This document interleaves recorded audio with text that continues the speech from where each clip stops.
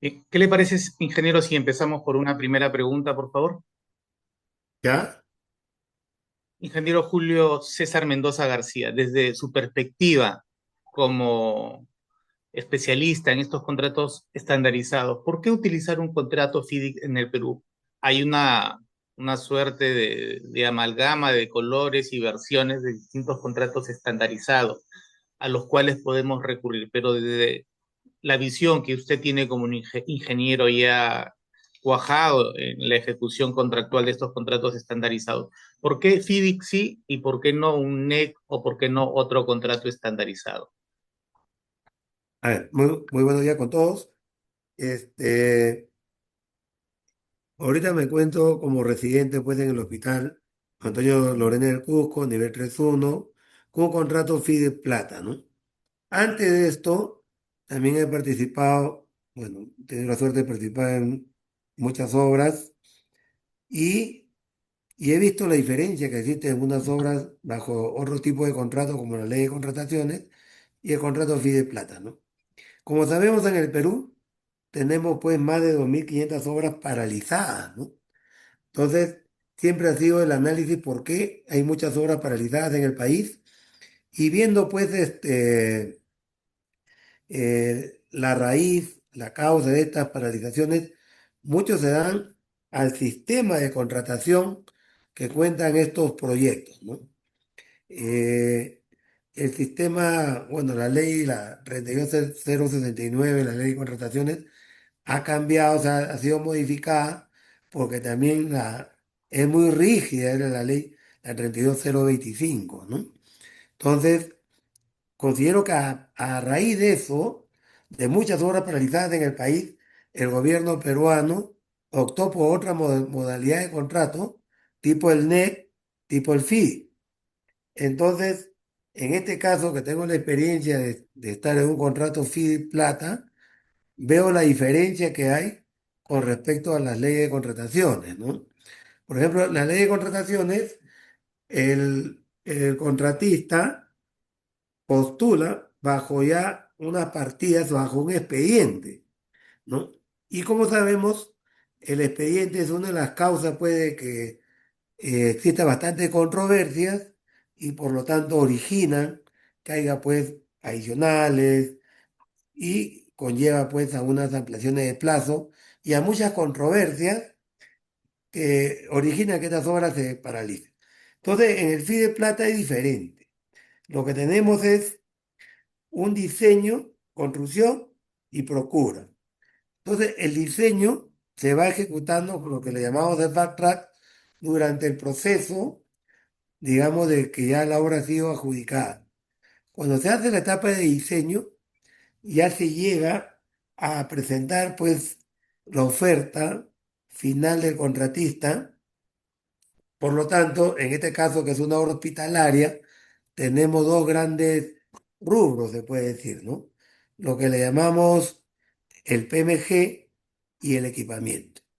El PMG viene a ser pues el presupuesto máximo garantizado que conlleva lo que es la obra, como estamos hablando de un hospital.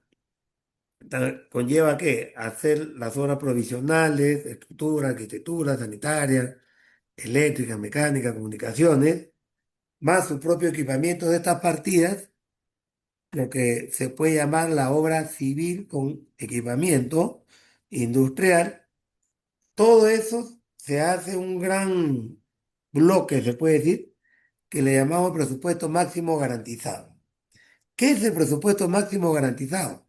Es lo que el proveedor indica y oferta una cantidad de dinero, ¿no? En nuestro caso, cerca de los 600 millones, ¿no? En el Hospital Antonio Lorena, donde no nos podemos pasar de ese monto, ¿no? O sea, se convierte como un suma alzada, se puede decir, ¿ya? Sí, ha visto algunos errores en indicar este presupuesto, este PMG, ya tendría que ser asumido pues por el contratista, ¿no? Entonces hay que tener mucho cuidado en la elaboración de este PMG porque es lo que va a conllevar a lo que es el proceso de la obra, ¿no? Y el otro componente es el equipamiento biomédico, que en este caso, y también en los FIDI Plata, es un presupuesto reembolsable. ¿Qué es un presupuesto reembolsable? Con un gasto general de 5%. El presupuesto es, como se llama ahí, reembolsable. O sea, una parte fija y la otra parte, por decir, es variable.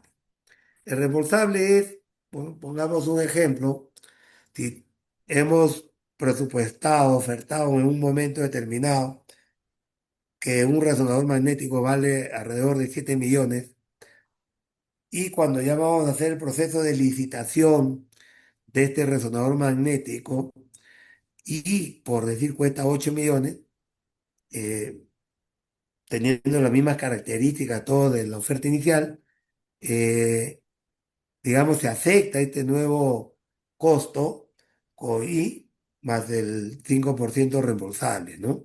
Cosa que no va a suceder en una obra si fuera esto de la ley de contrataciones, ¿no? Porque la ley de contrataciones ya uno dio un precio y con ese precio termina, ¿no?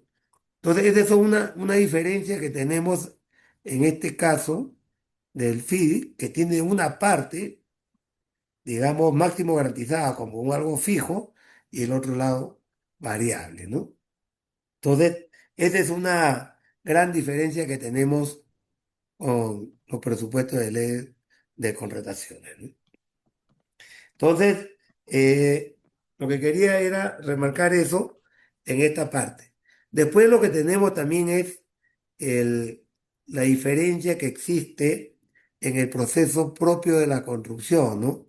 En el diseño se llega a una etapa que acá le llamamos el ETI, que es el expediente ya integrado, y con ese expediente integrado es que se va a ejecutar todo el proceso de la obra, ¿no? Entonces, son las diferencias que se tiene entre un FIDE Plata y la ley de contrataciones, ¿no? No sé, Nils, si tuvieras otra pregunta. Gracias, ingeniero. No, sí, muy, muy didáctica y puntual el resumen que nos ha hecho a partir de la experiencia que usted ha tenido en este contrato FIDIC referido al hospital en la ciudad de Cusco. Pero a partir de lo que nos acaba de explicar, ¿cree usted que sea posible diferenciar entre las funciones del supervisor y del residente según el contrato FIDIC Plata que usted gestiona, por favor? Claro, a ver, empecemos con la supervisión. En, como es sabido, en una ley de contrataciones se contrata al contratista y también pues a la supervisión, ¿no? La supervisión, sus funciones es hacer el control técnico administrativo de la obra, ¿no? Controlar que se cumpla el expediente técnico. Entonces, las experiencias que hemos tenido, se presenta una controversia, el contratista propone una solución que muchos conllevan a que sean adicionales y se pronuncia la supervisión bajo plazos establecidos en la ley, ¿no? En el caso del FIDI Plata no es así. En este caso la supervisión en- por el tipo de FIDI viene a ser el PRONIS en este caso, ¿no? Y el PRONIS es un conjunto de profesionales que van a ir, digamos, resolviendo técnicamente en el camino lo que propone el contratista, ¿no? Por ejemplo, si tenemos una controversia, por decir, del el ancho de una puerta en consultorios, que debe ser 1,20 m, 1,40 m, por decir. Entonces, el contratista propone que la puerta debe tener un ancho de 1,40 m, por decir. Entonces, en este caso, el PRONI se pronuncia aceptando y decir, procede el caso el ancho de esta puerta, ¿no? Pero no es como en la ley de contrataciones, que digamos que eso se va a ir al proyectista y todos los plazos que conlleva una consulta que se hace en ese tipo de contratos, ¿no? Acá vamos en el camino digamos, avanzando y resolviendo, porque es la naturaleza del tipo de contrato, de que esto, digamos, se resuelva y se termine en el plazo, digamos, ofertado, ¿no? Las funciones de residente también es diferente, ¿no? Por ejemplo, en este contrato tipo FIDI Plata no existe el cuaderno de obra, cosa que en otros tipos de contratos pues es el alma, ¿no? Se puede decir que es lo fundamental para cualquier controversia y todo esto, ¿no? En el FIDI Plata no hay cuaderno de obra. Todo es a través de comunicaciones de una plataforma, que es el caso del ACC, básicamente comunicaciones por cartas, y ahí está todo, ¿no? Entonces, el residente no tiene esa función de escribir en el cuaderno de obra, ¿no? Claro, lógicamente las demás funciones técnicas, todas son iguales con lo que indican los otros tipos de contratos, pero lo que a mí también me sorprendió fue esto de que no existe un cuaderno de obra, ¿no? Y así hay bastantes cosas, sobre todo en la parte de la supervisión, que son muy diferentes a los otros tipos de contratos que uno hemos estado acostumbrados. Pero lo veo didáctico, lo veo, digamos, proactivo, lo veo soluciones un poco más rápidas, con el objetivo principal, que es el tipo de este tipo de contrato, cumplir el plazo, ¿no? Eso sería. Gracias, ingeniero. Y finalmente, una última pregunta. En cuanto a la recepción de la obra en el contrato FIDI y la recepción de la obra en el marco general de contratación pública, a partir del contrato que usted gestiona, ¿cómo entiende las facilidades y beneficios que nos trae este contrato estandarizado dentro de la ejecución del hospital en el Cusco? Claro. Por ejemplo, vamos a llevarlo a fechas de aterrizar que tenemos en este tipo, en el Hospital Antonio Lorena. El plazo se vence el 16 de julio. ¿Esto qué cosa, a qué conlleva? A que el 17 de julio, o sea, al otro día, el hospital abra sus puertas y funcione al público. ¿Ya? En cambio, la ley de contrataciones no, ¿no? Por ejemplo, el 16 de julio, ¿qué pasa en la ley de contrataciones? El residente escribe en el cuaderno de obra y dice, ¿no? El día de hoy se ha culminado con todas las partidas y se solicita que venga el comité de obra, ¿no? Entonces el comité se acerca unos 20, 30 días más, da una lista de observaciones por la magnitud de este tipo de hospital, que el plazo es más de 1000 días, o sea, un décimo del plazo, o sea, sería 100 días más. De ahí se levantan las observaciones y se entrega al hospital. ¿A qué voy? Si por la ley de contrataciones, el 16 de julio que termina esta obra, funcionaría el hospital aproximadamente el 16 de octubre, más o menos, ¿no? Ahí se terminaría el levantamiento de observación y todo eso. Entonces, la gran diferencia es que bajo el FIDI, el 17 de julio se abren las puertas para el público y bajo la ley de contrataciones se abren las puertas para el 17 de octubre o una fecha posterior, ¿no? ¿A qué conlleva esto?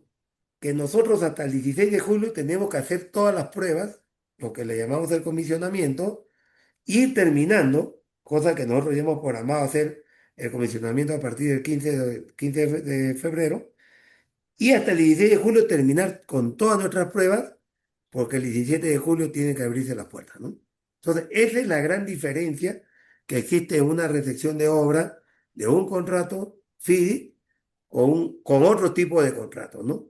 Que lo llevo, que a mi parecer lo veo muy bien, porque ya digamos, nos pone a todos caminar con el objetivo final, que es la fecha, en este caso 16 de julio, se cumpla con todas las pruebas ya que corresponden en este tipo de proyectos, ¿no? Gracias, ingeniero. Muy amable por su participación. Si me permite, los asistentes a la sala están lanzando distintas preguntas que entendemos usted desea contestar. Bien, para aclarar, hay ciertas Sí. preguntas que son en términos generales, no obstante, el ingeniero ha expuesto respecto al contrato FIDIC. y su experiencia puntual respecto al Hospital Antonio Lorena nivel 3.1 en el Cusco. Así que me voy a permitir realizar aquellas preguntas puntuales respecto al tema. ¿Ya? Bien, acá Ildefonso Tuesta Vela nos pregunta, ¿cómo se manejan las controversias en los contratos FIDIC? ¿Tiene injerencia el órgano de control en los contratos FIDIC? Ingeniero, por favor, No. si fuera tan amable. A ver, nosotros tenemos el contrato sí participa el contratista, en este caso el PRONIS, que viene a especie de ser un supervisor, y la PMO, en este caso es una PMO francesa. La PMO es como el asesor del PRONIS, ¿no? Entonces, cuando hay una controversia, lo solucionamos entre los participantes, o sea, PMO, PRONIS, contratista. Si esta controversia no se llega a solucionar, digamos, entre los participantes, ya entraría el DAC, ¿no? Tenemos un DAC y el DAC ya viene a solucionar la controversia. Pues hasta el día de hoy, todas las controversias han sido solucionadas entre las partes, ¿no? Y también, bueno, con el DAC también ahí participando, pero no se ha ido pues a hacer una solicitud expresa para que lo solucione el DAC, ¿no? Ahorita prácticamente todas las controversias han sido solucionadas entre PRONI, PMO y contratista. Ese es los pasos a seguir, ¿no? Gracias, ingeniero. Resalto lo que usted acaba de mencionar, ¿no? En la ejecución del Hospital Antonio Lorena nivel 3-1, si bien es cierto, existen mecanismos alternativos de resolución de conflictos, el trato directo ha sido fundamental, tanto así que entiendo que el DAP no ha tenido la necesidad de emitir una decisión a partir de una desavenencia formal por parte de alguna de las partes. ¿Es eso correcto, Correcto, ingeniero? así es. Así es, Qué bien, correcto. Eso es correcto. excelente gestión del contrato, ¿ah? Sí. Amplía la pregunta nuestro amigo Ildefonso Tuesta Vela. ¿Las decisiones del DAP también son arbitrables? Ah, claro, según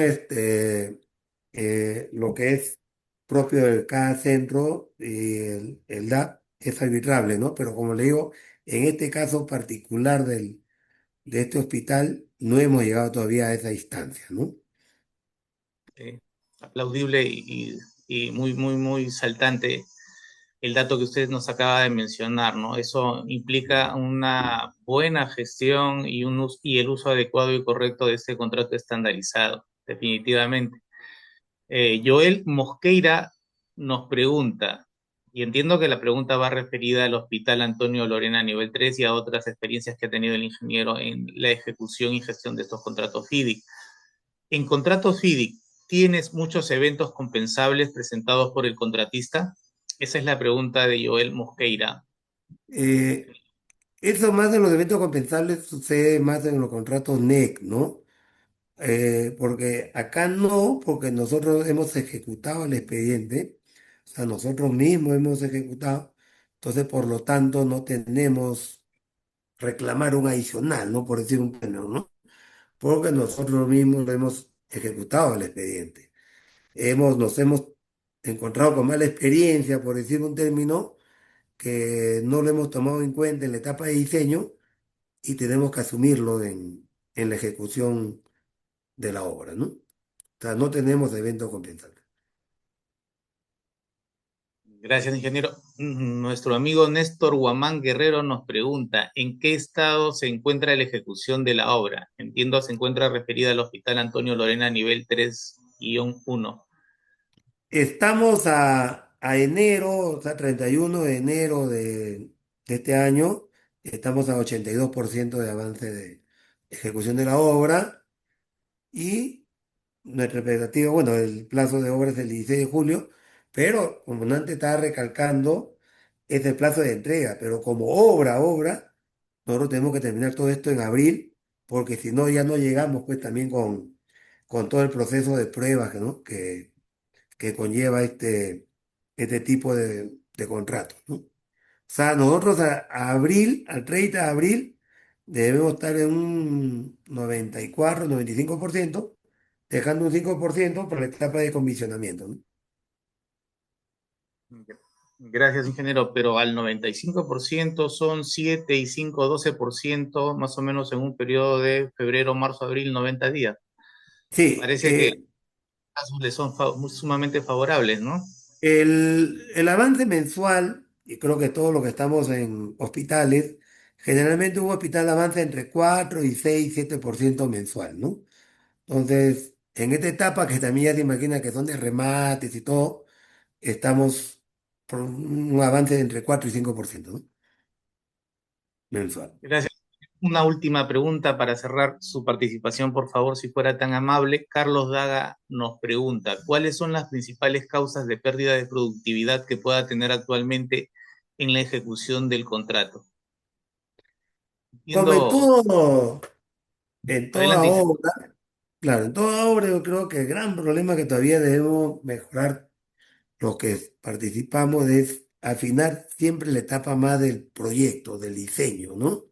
Porque si el diseño no contempla todo lo que se va a ejecutar, a veces materiales que son ya importados, cosas de diferente tipo, yo creo que ahí debemos mejorar todo con la experiencia que vamos adquiriendo cada uno de nosotros y que en la etapa de diseño también participemos lo que ya tenemos una cierta experiencia para cuando hagamos nuestro expediente, lo hagamos pensando en el proceso constructivo y mejorar esa parte, ¿no? Porque el resultado, pues, de un proyecto es que sea rentable y, y considero que todavía tenemos que mejorar en la parte de diseño y a veces en el propio proceso constructivo que tenemos, pues, nosotros diferentes opiniones entre los mismos profesionales y ahí debemos mejorar.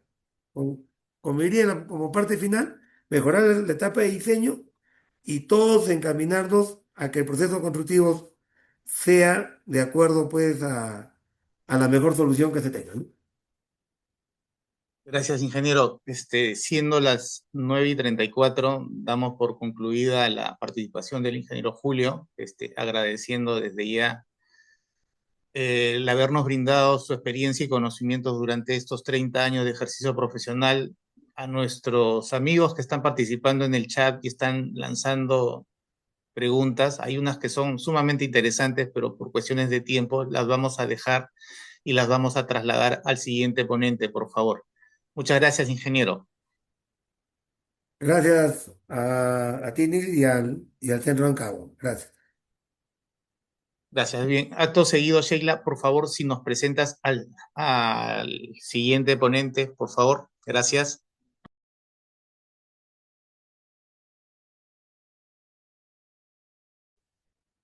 Sí, gracias doctor por el pase. La siguiente ponente es la doctora Fiorella Aranda, quien es LATAM Legal Counsel y asesora de proyectos MDB en FIDIC Rosa. Es abogada, conciliadora, extrajudicial, árbitro y adjudicadora, con 21 años de experiencia profesional en gestión contractual de FIDIC desde el año 2005 y de contratos NEC desde el año 2021.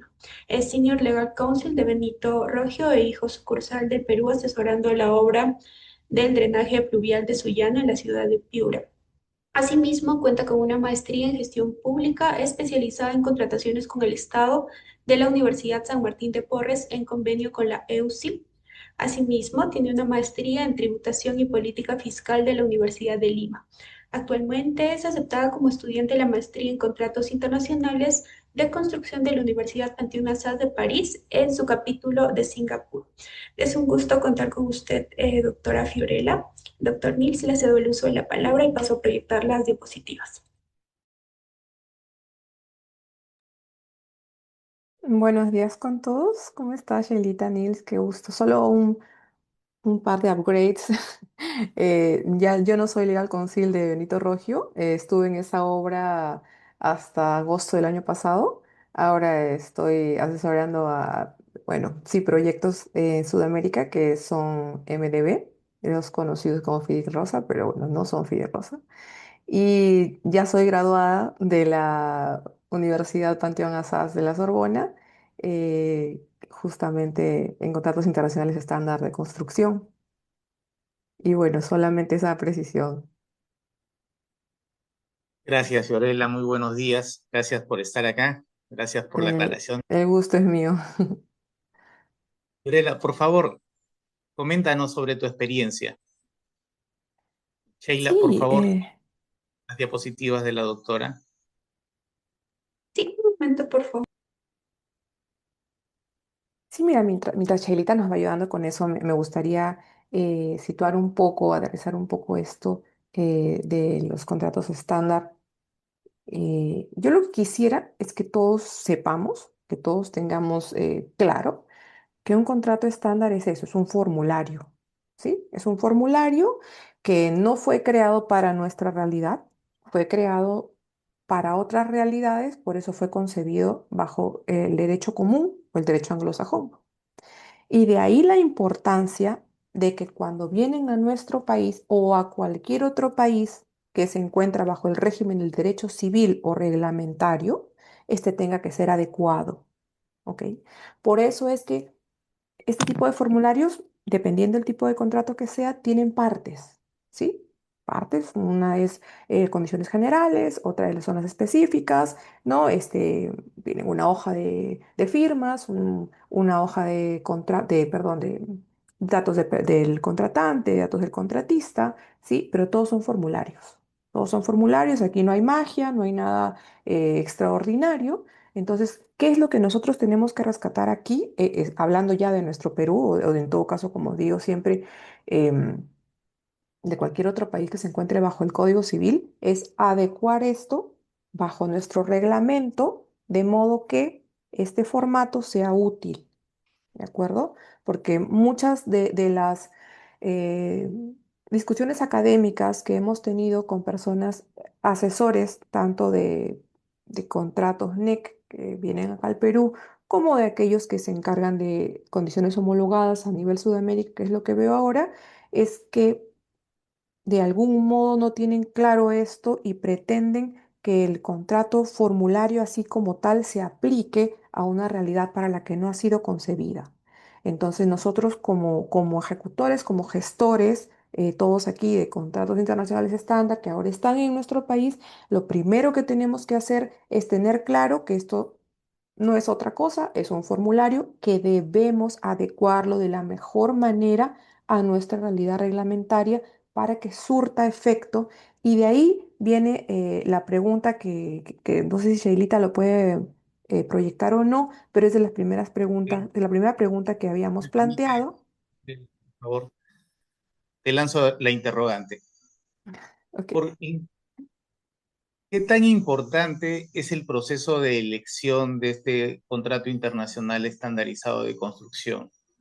¿Y Sí, en qué mira, consiste el proceso de ah, selección? sí, mira, justo de eso es creo que el core, el centro de todo esto, de para todos, en todo tipo de contrato internacional que se utilice, especialmente en Perú, en Sudamérica, sobre todo, ¿no? Mira, un contrato estándar mal elegido no asigna riesgos para comenzar. Lo que hace es diferirlos al conflicto. Y lo voy a explicar. O sea, ¿por qué importa qué tipo de contrato se utilice? Porque elegir un formulario adecuado desde el principio ayuda a reducir disputas. El contrato adecuado marca el tono del éxito. ¿Y cómo se va a elegir esto? ¿No? El elegir el contrato adecuado, además, no consiste en la elección más popular, ¿no? Porque yo vengo escuchando por ejemplo, vamos a situarnos en FIDIC y de repente en NEC, ¿no? Dicen, no, el FIDIC plata, el FIDIC rojo, el FIDIC... Yo digo, en realidad, ¿están conscientes de qué se trata? ¿No? Igual como cuando todos dicen, son contratos colaborativos. No, señores, no existen aquí hoy por hoy los contratos colaborativos, porque mínimamente tendrían que haber tres condiciones que ni siquiera cumplimos con una, que es la integración temprana de especialidades, ¿no? No se hace, es un contrato muy caro para eso. No tenemos, bueno, BIM creo que tenemos hasta tres o cuatro, tendrían que ser al menos ocho o nueve. Entonces, no cumplimos con eso. Que sea la expectativa de un espíritu colaborativo, que ya es un tema de política cultural de cada uno de nosotros como equipo, es muy diferente, pero contratos colaborativos estos no son. Si es que creo que en cuanto era la versión del NEC 3D, creo que es colaborativo. Los demás no. Entonces vamos al punto, ¿en qué consiste este proceso? Lo primero es determinar, permítanme un segundo que justo no pude mandar esta diapositiva, pero si es que alguien se interesa, luego la podemos compartir entre los asistentes. ¿Qué es lo principal? Cuando ustedes están frente a un proyecto y le dicen, oye, ¿qué contrato debo usar? Entonces, ¿qué es lo que uno como asesor, como consultor debe hacer? A ver, señores, ¿cuál es el objetivo del contrato? ¿No? ¿Cuál es? Y te dicen, por ejemplo, no vamos a construir una carretera. Ya, señores, perfecto. ¿Cuánto mide la carretera? ¿Cuáles son las condiciones climatológicas, geológicas, batimétricas, si es que está sobre un río, qué sé yo? Todo, ¿de acuerdo? Entonces, para que tengan claro el objetivo. Porque si el objetivo es grosso, mi respuesta va a ser muy grosa. Carretera, listo. Vamos a ver, duración, costo y calidad. Si nosotros tenemos todo el objetivo completo, y somos capaces de llenar cada uno de estos campos, oye, en costo, ¿cuánto va a impactar? ¿Cuánto puede ser el residual si es que hay algún impacto? En duración, ¿cuál puede ser la máxima? ¿Cuál puede ser la mínima? ¿Cuáles son los impactos que van a poder patearme esto? ¿Tengo holguras? ¿No tengo holguras? ¿Empiezo con holguras negativas? La calidad, ¿cuáles son los estándares que me están imponiendo? Todo eso ayuda a definir. Cuando nosotros tenemos ya un objeto definido y sabemos, uno, qué vamos a hacer, cómo lo vamos a hacer, cuánto va a costar, cuánto va a durar, ¿sí? Vamos a analizar los PDS. ¿Qué es el PDS? En inglés, Project Delivery System, en español, nuestro método de entrega del proyecto o sistema de entrega del proyecto. ¿De acuerdo? ¿En qué consiste? Un sistema de entrega del proyecto consiste en definir quién va a hacer qué. Así de sencillo. ¿Quién va a hacer qué y quién está asumiendo o quién va a asumir la ejecución del riesgo o cuando un riesgo se configure, quién va a asumir la resolución de eso, quién se encuentra en mejor posición de hacerlo. O sea, hay buenas prácticas que son de la AAC, las más conocidas, que establece, por ejemplo, creo que es en la 67, si mal no recuerdo, ¿no? Que es la que habla de asignación de riesgo, ¿no? Risk allowance. Entonces, ¿qué nos dice? Que quien tiene que resolver esto, quien tiene que asumir el riesgo, quien se encuentre en mejor posición de hacerlo, ¿ok? Entonces, si nosotros de verdad aplicáramos buenas prácticas, no entraríamos al conflicto de tienes que hacerlo tú porque a mí me conviene, o tienes que hacerlo tú porque no me puede costar más. Y de ahí nace la responsabilidad en cuanto a la oferta técnica y la oferta económica. Porque si, como lamentablemente y normalmente somos, digamos, somos contratistas que buscamos un contrato, un proyecto, como sea que fuera, vamos a ofrecer algo barato con la mentalidad de que luego voy a pedir adicionales de obras o eventos compensables o variaciones o como querramos llamarle de acuerdo a cada una de las herramientas contractuales, entonces vamos a caer en eso nuevamente. Entonces, la asignación del riesgo es algo preponderante para la elección del PDS, del sistema de entrega del proyecto. ¿Ok? Entonces, ¿qué cosas en el sistema de entrega del proyecto? Hay varios, ¿no? Pero los tradicionales, digamos, los más comunes, ¿sí? Son los que vamos a de hablar en este momento. Por ejemplo, tenemos el tradicional, ¿no? ¿Cuál es el tradicional? Es el típico, ¿no? El que el cliente, por ejemplo, la entidad, vamos a llamar la entidad, tienes dos ejes de responsabilidad. Uno con el consultor, que es diseño e ingeniería, y otro con el contratista, o sea, son dos. No hay integración temprana de especialidades, no hay nada de eso. En la relación contractual entre el cliente y el contratista, el riesgo y la responsabilidad del diseño de ingeniería recaen en el cliente. Ese es un tipo de sistema de entrega. Entonces, ¿qué te dice el sistema de entrega? La entidad tiene la responsabilidad y asume el riesgo, ¿sí? Del diseño y de la ingeniería. Cualquier cosa que pase en diseño e ingeniería es el titular del riesgo y lo va a tener que solucionar. ¿Sí? Entonces, el otro PDS o CEP, ¿no? Sistema de entrega de proyecto, más conocido es diseño e ingeniería. ¿Sí? Entonces, aquí qué ocurre? Que el cliente o la entidad no solo tiene un eje de responsabilidad. El contratista es responsable del diseño y de la construcción del proyecto. ¿Ok? Entonces, en este sistema de entrega de proyecto, el cliente debe proporcionar al contratista tanto requisitos como objetivos específicos de qué es lo que quiere, sus especificaciones técnicas, ¿sí? Y muchas veces también de un diseño conceptual, ¿no? Un diseño en cero, ¿ok? Bueno, Es algo bastante común. El diseño y construcción es lo más, digamos, de lo más conocido junto con el tradicional antes mencionado, de lo que ejecutamos aquí en Perú. También tenemos otro que es bastante caro, menos conocido aquí, pero bastante confundido con un PDS, un CEP, que es el que gestiona el NEC 3F, ¿sí? O sea, el NEC 3F tiene un PDS llamado Management at Risk, o sea, gestión del riesgo en buena cuenta, gestión del riesgo, ¿ok? El cliente aquí contrata bueno, a un contratista de gestión del riesgo, ¿sí? Para actuar como consultor y gestor del proyecto, ¿ok? En este caso, el contratista gestor coordina con los equipos de diseño y construcción y prepara el programa general, supervisa el trabajo, realiza ese trabajo de supervisión lo realiza sobre todos aquellos que subcontrate, gestiona los procesos de licitación, etcétera. Este gestor es el que asume el riesgo del proyecto, de supervisión, de procura, de gestión de subcontratos, de todo. La gran diferencia entre este Management at Risk, gerencia del riesgo, ¿ok? Como referencia les digo que es el PDS del NEC 3F, tenemos la otra modalidad que es el gestión de la construcción de agencia, sería la traducción, ¿no? Gestión de la construcción de agencia, que en realidad es un consultor, ¿sí? No es exactamente una PMO, ¿sí? No lo es, porque aparte la gran diferencia es que las PMOs gestionan portafolios, no es un portafolio, es un proyecto, pero es un asesor y la gran diferencia es que no asume el riesgo por la gestión del proyecto, ¿sí? Entonces, vamos, otro conocido, bueno, conocido, no muy utilizado aquí, pero que ahora entiendo que por el NEC 4 están conociendo el FAC, ¿no? El Alliance. eh, También es conocido como entrega integrada de proyectos, ¿no? Es IPD, entrega integrada de proyectos. Aquí cambia el paradigma típico de ejecución, ¿no? Y finalización de proyectos en la industria, porque utiliza mecanismos y herramientas como participación temprana de contratistas, que es lo que les comentaba, procesos colaborativos que consisten en utilizar metodologías de la construcción, BDC, BIM, hay usos de PMOs y KP. ¿Por qué uso de PMO aquí es tan importante? Porque el Alliance, si bien es cierto, no es un portafolio, pero son múltiples partes, son muchas partes las que están dentro. Entonces, sí, cabe que ingrese ahí.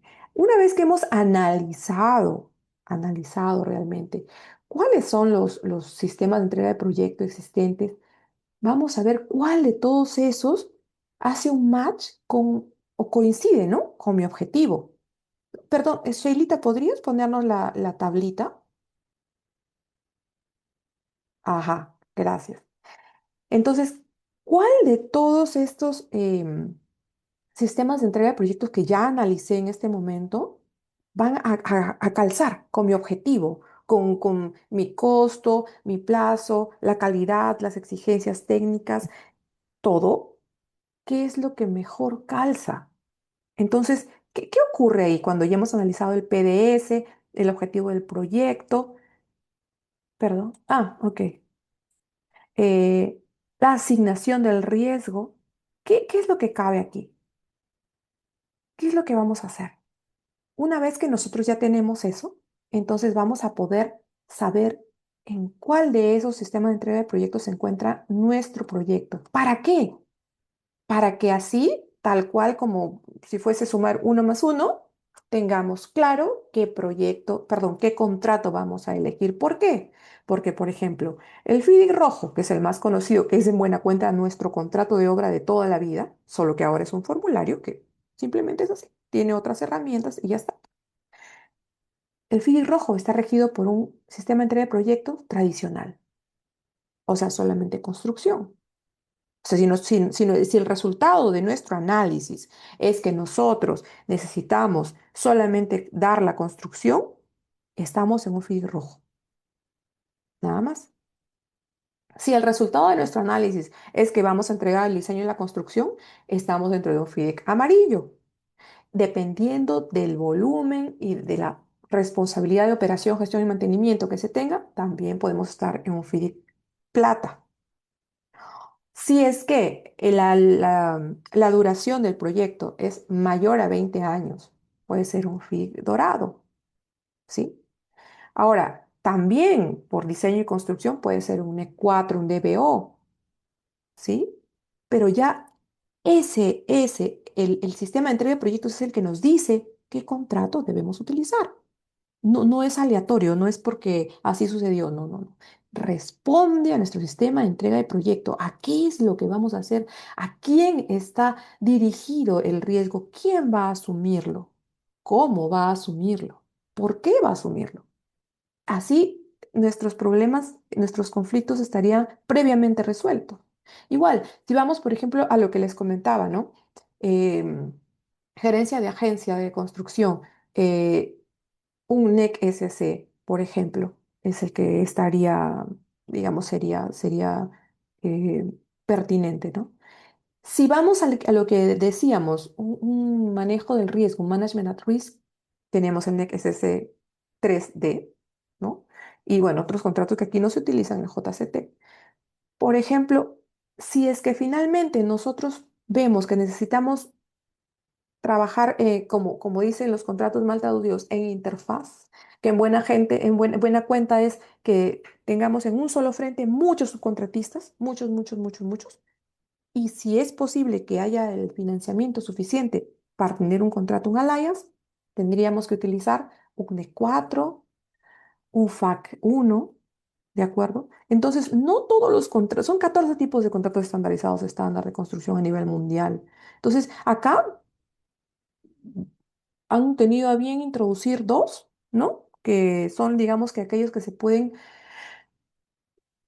no me gusta la palabra, pero tropicalizar, que se pueden adecuar a nuestra realidad, que eso es lo importante. No, no, no es el tipo de contrato, sino qué es lo que tenga dentro, ¿sí? Entonces, incluso una vez me odiaron porque dije que teníamos nosotros mismos que evaluar y diseñar nuestras buenas prácticas, porque sí las tenemos. ¿Y cuál sería el objetivo de tener buenas prácticas propias peruanas que se cumplirían acá en nuestro país? Porque hasta ahora me sucede que cuando acudo a DAPS o en arbitraje aquí en el Perú me dicen, sí, pero esa buena práctica es extranjera. Yo, pero por Dios, o sea, ¿qué otra más hay? Y por si acaso, si les dicen eso, el decreto supremo, no recuerdo exactamente, se los voy a dejar luego, creo que es 019-2020, que introduce al Perú a nuestros contratos internacionales estándar, también autoriza el uso de buenas prácticas internacionales.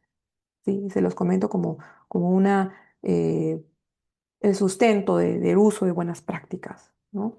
Entonces, ese es el por qué, Nils, es tan importante poder elegir un contrato adecuado, ¿no? Y en qué consiste ese proceso. Gracias, Fiorella. Muy interesante el resumen y mucho más las respuestas que acabas de lanzar. Nos has ubicado, hemos aterrizado y definitivamente has contestado más de una pregunta que se ha estado lanzando dentro del chat. Eh, pero continuemos con otras interrogantes, por favor. ¿Cuál es la importancia de la gestión de riesgos en los contratos internacionales estándar de construcción y en su adaptación, o como tú dices, tropicalización, ¿no? Por favor, Fiorella, adelante. Sí, bueno, la palabrita no me gusta, pero es cierto, o sea, es la adecuación en buena cuenta. Permítanme retirarme esto. Ok. Bien, mira, la importancia de la gestión de riesgos es todo.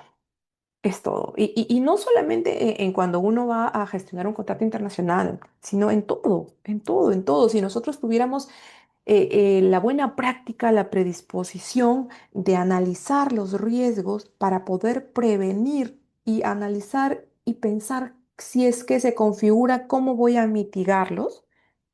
Mira, esto sería maravilloso y solamente depende de buena voluntad y de buenas prácticas. ¿Por qué? La única práctica que nos permite tener predictibilidad de los posibles impactos en costo, plazo, calidad, que son los pilares del proyecto, es utilizar una herramienta tan sencilla como una matriz de riesgos. Pero ahora, lo importante es saber qué riesgos albergar. ¿no? Entonces, la evaluación de riesgos viene de ambas partes, ¿no? Tanto del contratista como de la entidad o del contratante, ¿sí? Entonces, ¿por qué? Porque si nosotros como entidad, ojo que esto nunca va a suceder, ¿no? Pero estoy diciendo, si nosotros como entidad tuviéramos la buena práctica de decir, a ver, hemos adjudicado al más barato, ¿no? Seguro que su valor es -1, que no va a pasar. Bueno, que hemos adjudicado al más barato y su oferta técnica con la económica se condicen totalmente. Entonces tenemos que prevenir y prever, perdón, que, a ver, en un año esto no se va a realizar, entonces tendríamos tal cual impacto. Geológicamente ellos no han determinado que pueda haber una modificación porque hay un fenómeno climatológico que es recurrente. Bueno, como no lo habían determinado, no lo habían previsto ellos en su oferta técnica económica, entonces tenemos que ser conscientes de que esto no se va a desarrollar, ni en 1 ni en 3 años. Eso no va a suceder, pero eso debería ser lo que toda entidad tendría que a la interna desarrollar desde el momento de la licitación, ¿sí? O sea, y nosotros como contratistas, nosotros deberíamos ser mucho más honestos todavía a la interna, ¿no? A ver, oye, nosotros hemos ofrecido, no sé, pues 60 millones por este proyecto de 4 meses. Sí, pues, pero tú sabes que la verdad lo hemos hecho porque ahí va a ir un adicional, o bueno, podemos, depender del contrato que se use en un adicional, o una variación, o un evento compensable, lo que fuera, y ahí pues podemos extender 90 más, 90 días, 60 días, 3 millones, 6 millones. Entonces, si tanto la entidad como el contratista pudiera analizar previamente, o quisiera en realidad analizar previamente, poner una matriz de riesgos transparente, no habrían muchos conflictos que digamos, ¿no? Seguro que sí, hay muchos, siempre, siempre. La construcción es dinámica, estoy en campo desde hace 17 años, eh, hace recién 6 meses que no estoy en campo, y yo sé que eso es dinámico, es día a día, me encanta ir a campo y ver dónde nacen los problemas, pero me encanta analizar cuál es la raíz, ¿no? ¿Qué riesgo se dio? ¿Se previó? ¿No se previó? Entonces, ese tipo de cosas son los más importantes. Por ejemplo, em, ¿qué ocurre en los contratos internacionales de financiamiento extranjero? Como son los llamados FIDIC Rosa, que no existen como tal, son MDB, ¿no? Condiciones homologadas de un contrato FIDIC rojo. Pero ¿cuál es la particularidad? Que las entidades internacionales de financiamiento dijeron, oye, yo quiero utilizar esto, entonces si yo voy a contratar en cualquier país del mundo, ¿no? Yo voy a contratar bajo esas condiciones homologadas, que son condiciones diferentes diferentes, adecuadas, digamos, ¿no? Para el financiamiento extranjero. ¿Cuál es el punto de las matrices de riesgo ahí? Si bien es cierto, ese tipo de FIG nace de un FIG rojo. Entonces, ¿cuál es el método de entrega de proyecto de un FIG rojo? Solo construcción, ¿verdad? O sea, yo te voy a entregar el diseño y la ingeniería y tú solo vas a construir. ¿Qué pasa con los MDBs? Las entidades extranjeras dicen, a ver, analicemos todos los riesgos, ¿ok? Sociales, económicos, geológicos, geográficos, climatológicos y todos los que se pueda prever. Listo. Entonces, teniendo las matrices de riesgos, que básicamente y tendríamos nosotros que ser muy, muy conscientes y organizados, todas las matrices de riesgo tienen que, al final, arrojar un riesgo en impacto, en costo, en plazo y residuales.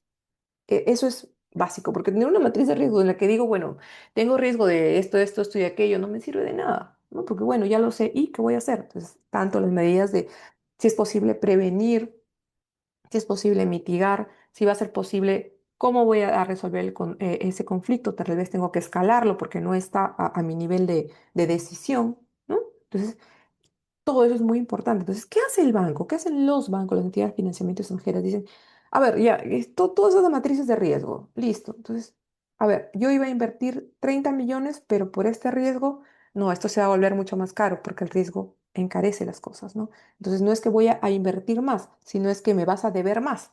No, no es que me lo tengas que devolver, sino que la infraestructura técnica se cobra de esa manera. Entonces, ¿qué es lo que ocurre? Como resultado de todas estas matrices analizadas, ese sistema de entrega de proyecto que originalmente sería solamente construcción, yo, entidad financiera, te digo, yo te voy a contratar o te voy a dar esta inversión, esta cantidad de dinero, pero quiero que hagas diseño, construcción, integración, mantenimiento, operación y demás, ¿no? Entonces, todo eso ingresado en un PDS que originalmente sería solo de construcción. ¿Cómo lo hacen? Analizando matrices de riesgo. Entonces, en estas matrices de riesgo, no solamente, y eso es lo importante, ¿no? Es lo importante. ¿Por qué es que se tiene que analizar el riesgo? Porque el riesgo determina, literalmente determina quién se va a hacer cargo de qué, ¿ok? Entonces, ya a no ser que sea una cuestión pues imprevisible, ¿no? Vamos a ser exagerados y digamos un meteorito, ¿ok? Algo pues que ningún contratista experto o con la expertise suficiente para poder ejecutar ese proyecto no hubiera podido ver al momento de firmar el contrato, bueno, ahí sí no se sabría de quién es el riesgo. Pero mientras tengamos la posibilidad de determinarlo, eso tiene que estar en una matriz de riesgo, ¿no? El riesgo más alto es que de la parte de la entidad nunca se va a evaluar el riesgo que se ha adjudicado, porque se adjudican riesgos, porque ni siquiera podríamos decir que se adjudica normalmente al mejor postor, se adjudica al más barato. Y lamentablemente como contratistas debemos hacer un mea culpa de que definitivamente vamos a ser muy comerciales, ¿no? ¿Cuál es el más comercial? El más barato. Difícilmente adjudican al de mayor valor, que entre comillas y normalmente sería el más caro, ¿no? Pero no es una cuestión de costos, es una cuestión de valor. Entonces, algo que nunca, porque nunca lo han hecho en las entidades y muy pocos contratistas lo hacemos, es incluir en la matriz de riesgos las cláusulas de variaciones o mecanismos de compensación. Esas son cosas que se tratan como excepcionales, no son excepcionales, al contrario. Ya viendo nuestra propia práctica, deberíamos ser conscientes de que eso es el pan de cada día y que finalmente muchos contratistas buscan eso. Entonces eso debe ser parte de la matriz de riesgos fundamental para que nosotros podamos determinar cuál es el impacto de esto, y especialmente en costo y plazo. Costo y plazo. La calidad es algo que finalmente va a tener que llegarse a dar porque si no, no te lo van a aceptar. Pero el costo es el impacto que no te van a querer de ningún modo reembolsar si es que es tu responsabilidad, lo cual es normal. Y el tiempo ya se perdió. El tiempo no te lo pueden devolver. La ampliación del plazo es ya un costo implícito y definitivamente modifica el tipo de calidad también. Porque una especificación técnica apropiada puede ser digamos, para la recepción en determinado año de producción, por decir cualquier cosa, de un suelo, ¿sí? Y va a ser diferente a los 3 años posteriores que tampoco se termina el proyecto y la calidad va a cambiar, las exigencias técnicas van a cambiar. ¿Ok? Entonces, de lo más importante de la gestión del riesgo es que sea realmente honesta, ¿no? Preventiva, como señalo aquí en el NEC 3, NEC 4. Normalmente es reactiva y tardía. El riesgo se detecta cuando ya es un reclamo y eso es lo que tenemos que evitar, ¿no? Cuando ya haya la configuración de un riesgo, inmediatamente, sea el tipo de contrato que sea, si no sea un contrato internacional estándar que tiene estas herramientas, pero de tenerlas, ¿no? Hacer una alerta temprana. Igual en FIDIC como en ECA hay alertas tempranas, ¿no? Entonces, oye, te aviso, ¿ok? De que puede suceder esto. No te digo que ya sucedió, porque eso ya no es un riesgo. ¿Ok? O sea, es totalmente irresponsable, poco diligente el llamar a una reunión de reducción de riesgos o enviar una alerta temprana cuando ya sucedió. Esto ya no existe. ¿Ok? Entonces, eh, lamentablemente no está siempre integrada la matriz de riesgos, ¿no? Por eso yo digo que es algo que tendría que ponerse, y normalmente, bueno, no normalmente, se está integrando al aumento de la licitación y de la oferta técnica y económica, recién lo he visto hace un par de años acá, la matriz de riesgos al respecto. ¿no? Y me parece súper válido. Y hay entidades que sí la están tomando como parte de su calificación. Me parece genial. O sea, tal vez no está dentro de sus puntos de evaluación específicos, pero podría estar dentro del técnico, ¿no? O sea, yo te estoy proponiendo algo que es real, porque sí se puede ejecutar y los riesgos son mínimos o son mitigables. Y eso podría hacerte ver que mi propuesta es mejor, ¿no? De eso se trata. ¿Puedes, por favor, poner la otra lámina, Sheilita? Gracias.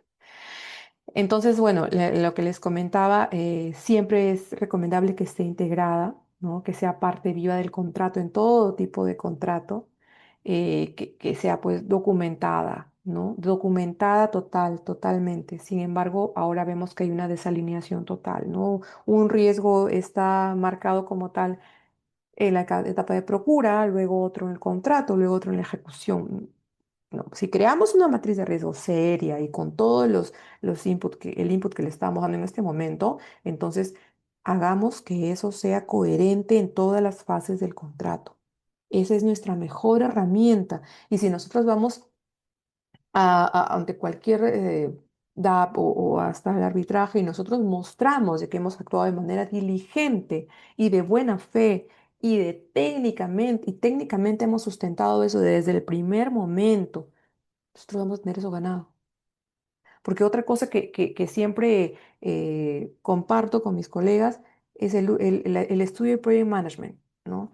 Yo soy miembro de la Sociedad de Derecho de Construcción Chilena y ¿por qué me gustó mucho? Yo conocí a algunos de sus integrantes en un curso fuera y me invitaron a formar parte, pero no me aceptaron porque era su amiga. Me pidieron el currículo, cuando me entrevistan, me dicen que les llama mucho la atención porque allá también muchos abogados son PMP.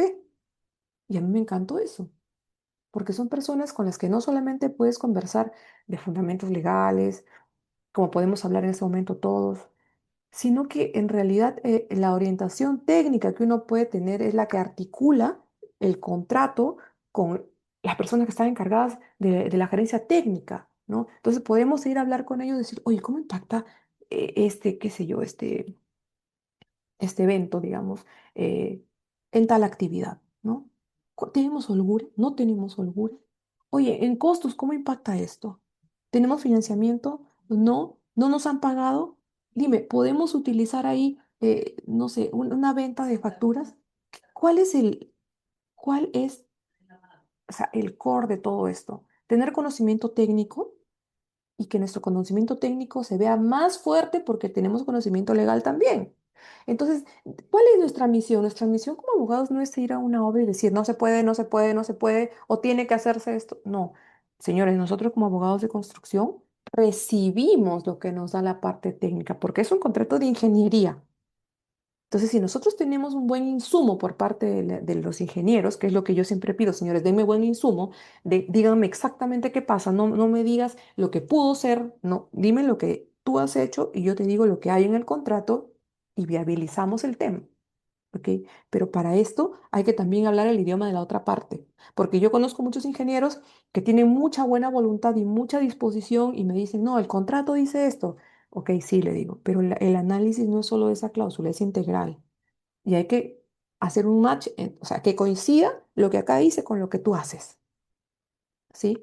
Entonces, esa es la más grande importancia de la asignación de riesgos, de cómo gestionar el riesgo, porque acá lo importante es eso, es gestionarlo y es asignarlo, no transferirlo, ¿no? Porque si yo, y hay algún ejemplo muy chiquito, mira, Nils, ahora para terminar, que se me acaba de ocurrir un montón de problemas, ¿no? Muchos problemas con los subcontratistas, ¿no? Los subcontratistas son los más perjudicados, ¿no? Cuando uno es contratista principal y N subcontratistas dicen, sí, pero yo no voy a firmar con una cláusula back to back. Y ahí de verdad es que yo me detengo mucho y siempre explico lo siguiente. Hay preconceptos pésimos, ¿no? Una cláusula back to back no quiere decir que tú vas a hacer lo que yo quiera porque así dice el contrato principal y yo te lo voy a transferir y finalmente yo me voy a cobrar de ti. Eso no es una cláusula back to back. Empezando, hay dos corrientes back to back, una extrema y la otra que yo creo que es la que es correcta, ¿no? El back to back de si me pagan, te pago, y el back to back de cuando me paguen, te pago, ¿de acuerdo? Una es una transferencia de riesgos irresponsable y la otra es una transferencia de riesgos comercial.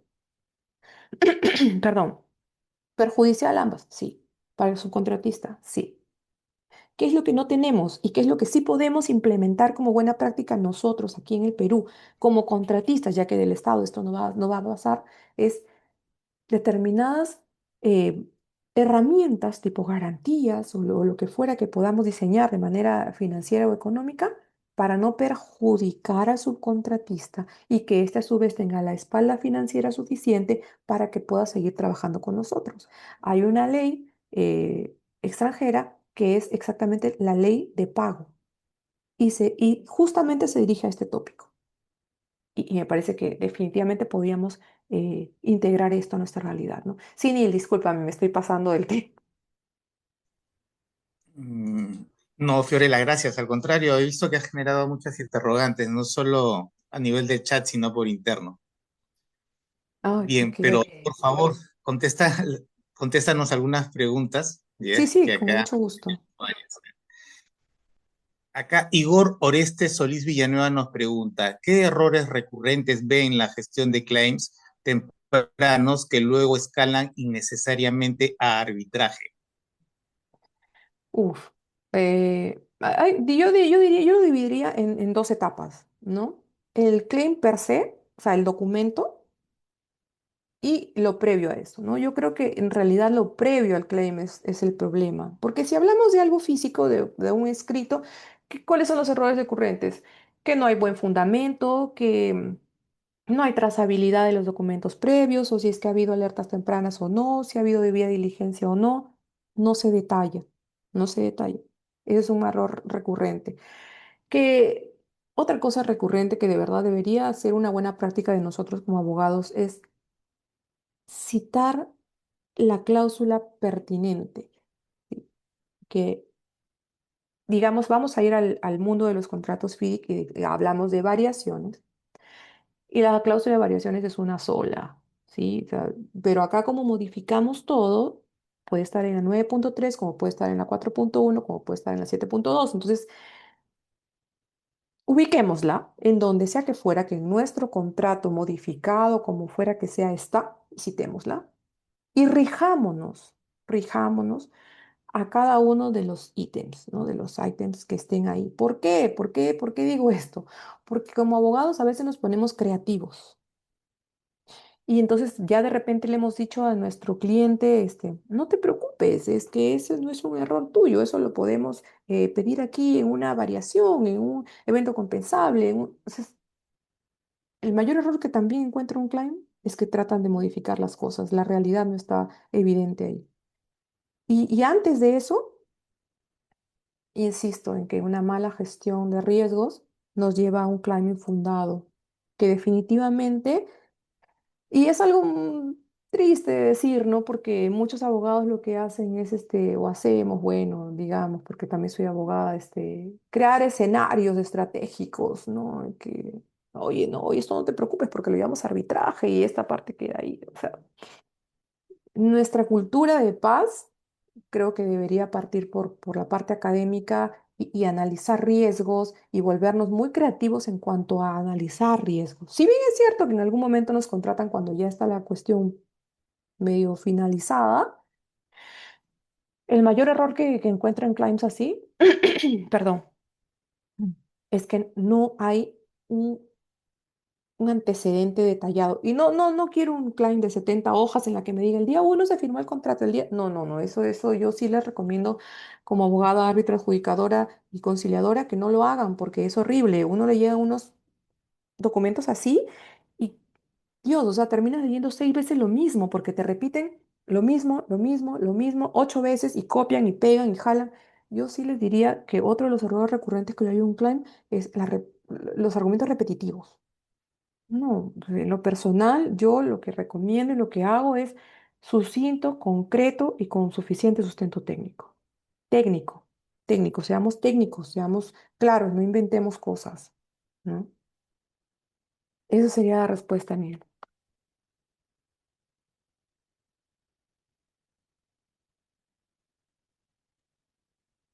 Gracias, Fiorella.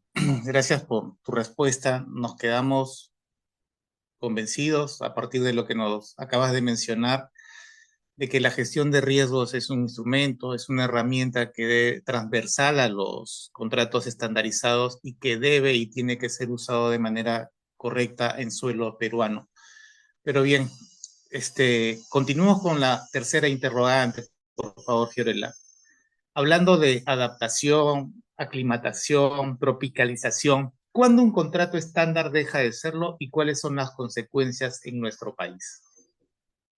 Mira, Nils, realmente un contrato deja de ser estándar desde que modificas mal, lo modificas mal, ¿no? ¿Y a qué me refiero? Habiendo visto bastantes contratos FIDIC casi destruidos, especialmente en carreteras, he estado muchos años también en carreteras, es que lo que hacen es retirar los pilares, ¿no? Imagínense una mesa, cuatro patas. Ya, a ver. Una pata es la asignación de riesgos, la otra pata son las cláusulas generales, que no se deben mover, generales, no se mueven, no se mueven. Las particulares o especiales sí se pueden modificar, porque de eso se trata, pero no yendo en contra ni de la pata de acá, que es la asignación de riesgos, ni de la pata de acá, que son las generales, que es la estructura. ¿De acuerdo? Y finalmente vemos las, la designación de un schedule, ¿no? Perdón, el calendario de obra. Listo, la cuarta pata. Si yo no hago que todo eso funcione de acuerdo al cronograma, al calendario, estoy perdido. ¿No? Entonces, ¿qué ocurre? ¿Cuándo deja de ser un formulario idóneo? ¿No? Formulario idóneo, contrato internacional estándar, como le quieran llamar, es un formulario idóneo, ¿no? ¿Cuándo deja de ser idóneo? Cuando por modificarlo desnaturalizamos el riesgo, la asignación de riesgo, ¿no? Y buscamos transferirlo irresponsablemente, como veníamos diciendo. No buscamos eh, asignarlo, gestionarlo. ¿Qué ocurre? ¿Cuál es el primer efecto nocivo? Rompemos el equilibrio económico-financiero de cualquier contratista. Y ojo, que también me he chocado con personas, DAPs, árbitros que me dicen, ¿cómo crees que se ha roto el equilibrio económico-financiero del contratista? Yo, por supuesto, es un contrato, no estamos hablando de la empresa. El que me echas a perder la empresa y eso es una cosa peor. Pero en el contrato, cuando yo como contratista tengo más deudas que lo que gano, obviamente en ese contrato se ha roto el equilibrio económico financiero, tan sencillo como eso, ¿no? Y por una mala asignación de riesgos y por desconocimiento especialmente en qué asumir y qué no asumir, es que ese tipo de cosas llegan a suceder. Entonces, cuando nosotros, como decía, ¿no? Como cuando abogados alentamos a nuestros representados gestionar adicionales de obra o eventos compensables o variaciones o la herramienta que fuera que tengamos en ese contrato, con la finalidad de mejorar la oferta económica que fue irresponsablemente propuesta, entonces definitivamente estamos yendo en contra de la utilización de un contrato, de un formulario en buena cuenta, que lo que quiere es tener, señores, a ver, aquí tienes tu riesgo asignado, tú rígete a esto, tu riesgo asignado es este. No quiere decir, porque lo he visto también, lo he visto, ¿no? Firmas un contrato rojo, un FIDIC rojo, ¿no? Que es solamente para construcción y tenemos en las condiciones específicas o especiales una que dice que tú vas a hacer la ingeniería, el diseño y etcétera, etcétera. Entonces, es naturalización total. O sea, el punto es, un formato deja de servir cuando se les naturaliza porque vas en contra de sus pilares. Eso es. Y lamentablemente es la práctica que tenemos en nuestras entidades públicas que son las que finalmente nos brindan ese contrato para trabajar, ¿no? Gracias, Fiorella. Muchas gracias, Fiorella. Ha sido muy explícita y nos has proporcionado estos cuadros que entiendo más de una persona está interesado en ellos, sería bueno que si podrías colgarlos en el chat. Gracias por brindarnos tu conocimiento, tu experiencia. Eres una amalgama perfecta de belleza, conocimiento y experiencia profesional. Muchas gracias, Fiorella. Muchas gracias a usted, gracias, Neil. Sí, más bien lo voy a colgar en el chat, pero también me gustaría compartir lo anterior que no lo había enviado. No sé si hay interés, me avisan para poder ponerlo. Claro que sí.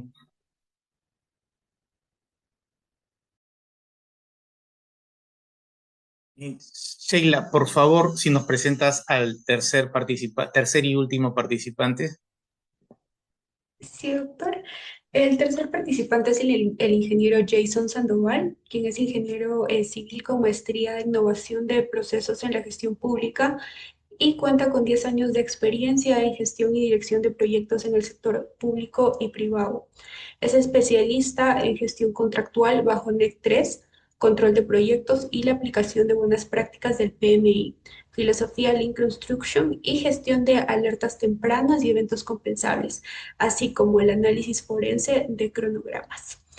Ingeniero Jason, le damos la bienvenida. Voy a pasar a proyectar las diapositivas. Adelante, doctor Neil. Gracias, Fiorella. Muy bien. Gracias, ingeniero Gracias. Jason Sandoval.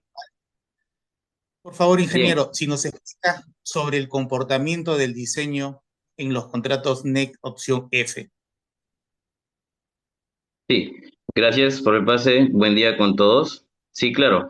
Me voy a centrar en lo que es el contrato NEC 3 opción F, en lo que es diseño. Y bueno, brevemente haré una presentación de lo que es el NEC. Si pueden pasar la diapositiva, por favor. El New Engineering Contract son contratos de ingeniería y construcción, son una familia de contratos estándar que presentan una gama de condiciones contractuales para las distintas estructuras de un proyecto en particular, desarrollados en Inglaterra por el Instituto de Ingenieros Civiles como un intento de cambiar las formas tradicionales de contratación a fin de promover la buena gestión de proyectos, ¿no?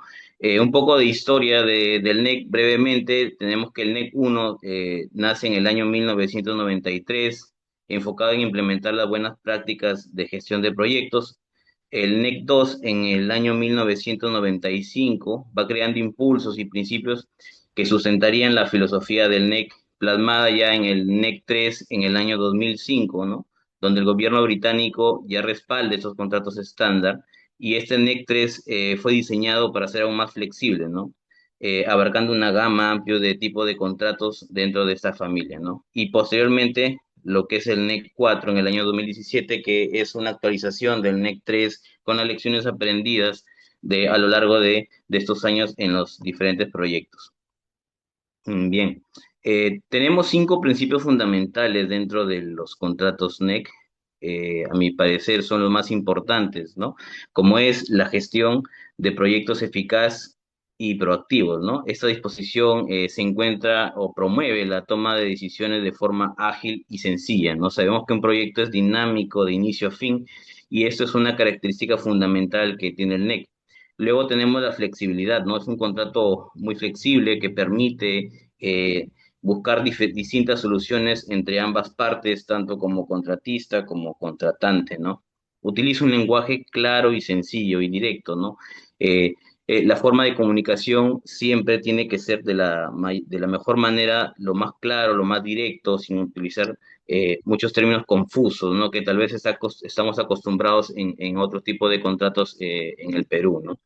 La gestión de riesgos que es fundamental para estos contratos NEC y importantísimo, ¿no? Como ya lo ha dicho bien la doctora Fiorella, esta gestión de riesgos es de suma importancia porque va a ser este mecanismo que nos permite poder mitigar a posibles impactos que se puedan dar durante el proyecto, ¿no?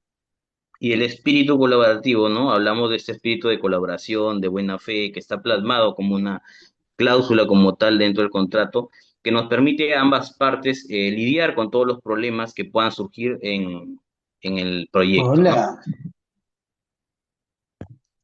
Entonces, Paso a lo que es el diseño, ¿no? Una característica fundamental, el comportamiento del diseño en el contrato NEC es que es evolutivo y progresivo, ¿no? La mayor parte del riesgo en este caso, en la opción F, es asumido por el contratante, ¿no? El proyecto no requiere que el diseño esté completamente terminado al inicio. Este diseño pasa por varias etapas para poder convertirse en un diseño listo para construir. Eso es muy importante porque el diseño, estos contratos son fast track, ¿no? Entonces le permite al contratista, al contratante, ir aceptando progresivamente entregables de diseño y no esperar tener un diseño completo para poder recién construir, ¿no? El diseño se va desarrollando por paquetes y debe ajustarse a la realidad y avance de la obra, ¿no? El contratista es el que propone esta sectorización, por dónde, por qué zonas va a empezar a diseñar y a ejecutar, ¿no? Y esto obedece a una serie de muchas variables, ¿no? Que el contratista como experto propone al contratante esta sectorización, ¿no? Permite incorporar mejores técnicas constructivas y de costos, ¿no? Por supuesto, porque es un contrato flexible, dinámico, que con el pasar del desarrollo del proyecto surgen variables, comentarios que ayudan al contratista y no solamente a él, sino al proyecto en sí, de tener un mejor diseño optimizado. Bien, luego, el rol del contratista en el diseño, ¿no? He puesto algunas cláusulas de este contrato, en el contrato NEC 3 opción F, ¿no? Que nos dice que el contratista es el único responsable del diseño de las obras, ¿no? Está plasmado así en el contrato. El contratista debe llevar a cabo el diseño de las obras que respondan a los objetivos del proyecto, ¿no? Por supuesto, porque el diseño que, como tal, que plantea el contratista, tiene que estar ligado y netamente a los objetivos que los da el propio contrato, ¿no? El contratista, dentro de su estrategia y como único responsable de su productividad en obra, debe analizar y determinar la sectorización para intervenciones del proyecto, ¿no? Lo decíamos anteriormente, esta sectorización es fundamental y te marca también el éxito que puedas tener en el desarrollo del proyecto. El contratista en todo momento debe ejecutar el fast track, ¿no? Lo hablábamos que es un contrato fast track, no necesariamente tenemos que terminar todo el diseño para poder construir, ¿no? Una gran diferencia de la ley de contrataciones que no funciona de esta manera. El contratista debe asegurarse de que todos los documentos de diseño, estudios básicos, diseños, detalles de diseños, especificaciones, planos legibles, estén completos y para la evaluación y aceptación por parte del gerente de proyecto, ¿no? El diseño como tal consta de muchos documentos que día a día son revisados, puestos, socializados con la otra parte, el contratante, con los especialistas del gerente de proyecto y permiten que esto sea un seguimiento constante y se logre así una aceptación pronta de dichos documentos. El contratista debe desarrollar un flujo de trabajo de diseño para integrar las etapas RIBA con los requisitos del diseño del proyecto. En este contrato NEC, el diseño se rige a la metodología RIBA, que no es más como es una metodología inglesa de cómo se elaboran los expedientes técnicos allá. Son diferentes etapas que va pasando el diseño, donde los involucrados, el gerente de proyecto y todos sus especialistas, tanto contratista como contratante, interactúan, revisan, complementan el diseño para que pueda ir pasando fase por fase, ¿no? El contratista asesora al gerente de proyecto sobre las implicaciones prácticas del diseño de las obras y sobre los acuerdos de su contratación, ¿no? Ya lo decíamos, el contratista es un contratista experto que lo que indica el contrato es que asesora al gerente de proyecto para la toma de decisiones, ¿no? Y el éxito del proyecto como tal. El contratista emplea su experiencia técnica, expertise y el ingenio del diseñador para obtener soluciones rentables a través de ingeniería de valor, cuestiones de constructibilidad, programación, planificación de la producción y disponibilidad de material para maximizar la eficiencia, función y costo para el alcance de la fecha de culminación. Importante porque el contratista, dentro de su expertise, tiene una serie de variables que tiene que utilizar para poder lograr ese objetivo, ¿no? Determinar en la fecha de culminación o antes. Luego tenemos también la gestión de cambios en el diseño, ¿no? En los contratos NEC 3 opción F, los cambios de diseño son frecuentes y esperados, ¿no? De la propia naturaleza, porque es un proyecto dinámico, es un proyecto que es socializado durante las etapas de diseño con el contratista, con el contratante, y permite justamente esta integración, ¿no? Este cambio de ideas, este cambio de opinión, con la finalidad de que se tenga un diseño óptimo y de muy buenos resultados para el proyecto. Estos cambios se gestionan mediante alertas tempranas y eventos compensables, ¿no?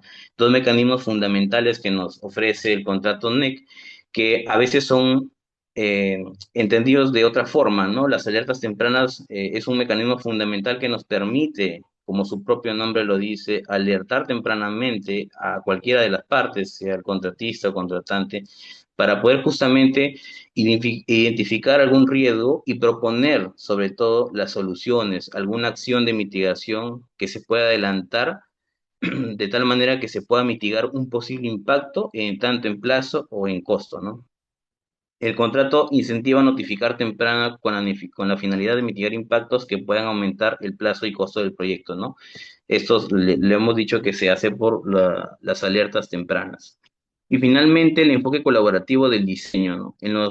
La colaboración, la cooperación continua y el espíritu de buena fe, que es parte del contrato se desarrolla de extremo a extremo en todo el contrato para los diferentes trabajos que se tienen. La iteración constante, el diseño se desarrolla, se revisa, se ajusta y se mejora durante el proyecto, ¿no? Hablábamos que este diseño pasa por diferentes etapas del RIBA, que son revisadas, socializadas entre ambos equipos del contratista y contratante, ¿no? Las decisiones basadas en costo y plazo del cronograma, ¿no? Es importante porque toda decisión siempre tiene que estar enfocada en los objetivos del proyecto, ¿no? En terminarlo dentro del plazo y con un costo totalmente sustentable, ¿no? Y de manera de conclusión, lo que pasa en la realidad de los proyectos es que este diseño no ha habido una curva de aprendizaje cuando salieron los NEC. Los contratistas cuando proponían su tiempo estimado por un diseño, tal vez no tenían en cuenta este ciclo de revisiones, ¿no? Y es lo que pasa en la realidad de los proyectos actualmente con los NEC. El diseño se vuelve un poco complicado cuando debería de ser más dinámico, más fácil, ¿no? A veces con todos los problemas un poco se pierde este tipo de fast track porque se demora mucho la aceptación de un entregable, de un diseño, ¿no? De algún sector. Y esto es algo que se ha venido mejorando con el tiempo y que el contratista y también el contratante ha entendido, porque el tener muchas revisiones de un documento de diseño, de un entregable, que pase por 3, 4, 7 revisiones, lo único que demuestra en realidad es una incapacidad por parte de ambas partes de no ponerse de acuerdo y de no sacar adelante un diseño, ¿no? Que inicialmente tal vez estaba programado para cierto tiempo, pero en realidad lo que sucede en los proyectos es que estos diseños demoran en aceptarse, ¿no? Eso es lo que te podría indicar, Nils, de la primera pregunta. Gracias, ingeniero. Totalmente claro y entendible y muy didáctica. Pero continuemos. Nos ha mencionado usted la lista de actividades. ¿Cuál es la importancia dentro de un NEC 3-F, la lista de actividades? Claro. La lista de actividades, ¿no? Es un mecanismo fundamental también que nos ofrece el NEC, ¿no? La lista de actividades no es más que una herramienta de gestión que determina el pago del contratista y que desglosa las actividades que llevará a cabo para desarrollar los paquetes a su alzada, ¿no? He citado extractos del contrato que actualmente gestiono, ¿no? Y, por ejemplo, en la cláusula Z11.21 nos indica cada una de las actividades previstas en el listado de actividades debe ser coherente y relevante y tener un impacto real en el desarrollo del proyecto. El gerente de proyecto podrá revisar y solicitar la adecuación del listado de actividades ofertado para su aceptación, ¿no? Importante porque este listado de actividades lo que determina es el pago, se utiliza para el pago del contratista. Y en lo que pasa en la realidad de los proyectos actualmente en NEC es que me he topado en situaciones que hay contratistas que aún no logran entender y no pueden, no les permite utilizar este mecanismo del NEC para que puedan tener un flujo de caja, ¿no? Porque el listado de actividades es fundamental para el contratista para que pueda tener su flujo de caja. A través de ese documento es donde programa este flujo de caja que él pueda tener mes a mes. Detalla todas las actividades dentro del alcance del proyecto que él va a ir realizando, ¿no? Y va a tener un costo, ¿no? Va a tener un costo cada actividad y esto le ayuda a programar su flujo de caja, ¿no? También tenemos la cláusula Z50 que nos habla del monto, de lo que es pagos dentro del contrato NEC. ¿no? Y básicamente lo que dice es, en el caso del diseño, solo cuando se complete la actividad de una actividad, según el listado de actividades, el contratista tendrá derecho al pago del precio correspondiente a dicha actividad. No existe ninguna disposición para el pago parcial, ¿no? Eso también al inicio era un poco difícil de que se entienda, ¿no? Porque es una suma alzada, cada entregable de diseño, cada actividad asociada al diseño tiene que estar completada al 100% y aceptada por el gerente de proyecto para que pueda ser incorporada en la valorización y pueda ser pagada al contratista, ¿no? Y esto es fundamental porque ahí es donde viene el tema de las revisiones que se hacen a dichos documentos, donde deberían ser de manera ágil, ¿no? Y esto le permite al contratista de que él pueda hacer una buena programación, porque de eso va a depender su flujo de caja en esta parte del diseño suma alzada. Tenemos otra cláusula también relevante, la Z31.4, ¿no? Que nos indica que para el listado de actividades previsto en paquetes de suma alzada, el contratista proporciona información que muestra cómo se relaciona cada actividad del listado de actividades con las operaciones de cada cronograma presentado para su aceptación. Esta disposición debe incorporarse a los subcontratos que el gerente de proyecto acepte bajo la modalidad de suma alzada. Importante este punto, porque si bien es cierto, el listado de actividades te permite organizar ese flujo de caja económico, también tiene que estar alineado al cronograma. Este cronograma mensual, que es la brújula del proyecto, esas actividades tienen que estar enlazadas y guardar relación con el cronograma que el contratista tiene, ¿no? Todo va de la mano en este tipo de contratos. Y por último, la cláusula Z53, que nos indica claramente que respecto a los paquetes a suma alzada, la información en el listado de actividades no es información del alcance o del sitio. Es un documento que para determinar el pago del contratista, únicamente para las actividades contenidas en dicho listado. Es decir, si las actividades del listado de actividades no se corresponden con el alcance establecido en información de las obras, el contratista corrige el listado de actividades a su cuenta y riesgo, ¿no? Entonces, ¿qué nos dice? Nos aclara una vez más que el listado de actividades no define el alcance. Y eso también, en la realidad, eso pasa, ¿no? Los contratistas confunden que el listado de actividades te define el alcance del proyecto en la parte de diseño, y no es así, ¿no? El listado de actividades sirve para el pago de las actividades que realizan, ¿no? Este listado de actividades se puede modificar, ¿no? Y es una gran ventaja que ofrece el contrato NEC, y donde entra la característica de la flexibilidad, ¿no? Porque el contrato le permite al contratista actualizar este listado de actividades, ¿no? Y nos cita tres casos, ¿no? Si el contratista cambia un método planificado de trabajo a su discreción y las actividades en el listado de actividades no se corresponden con las operaciones en el cronograma aceptado, corrige el listado de actividades para que las actividades en el listado de actividades se correspondan con el alcance de la información de las obras. Corrige el alcance de las actividades contenidas en el listado de actividades para que en virtud de su relevancia evidencien su real impacto en el desarrollo del proyecto, ¿no?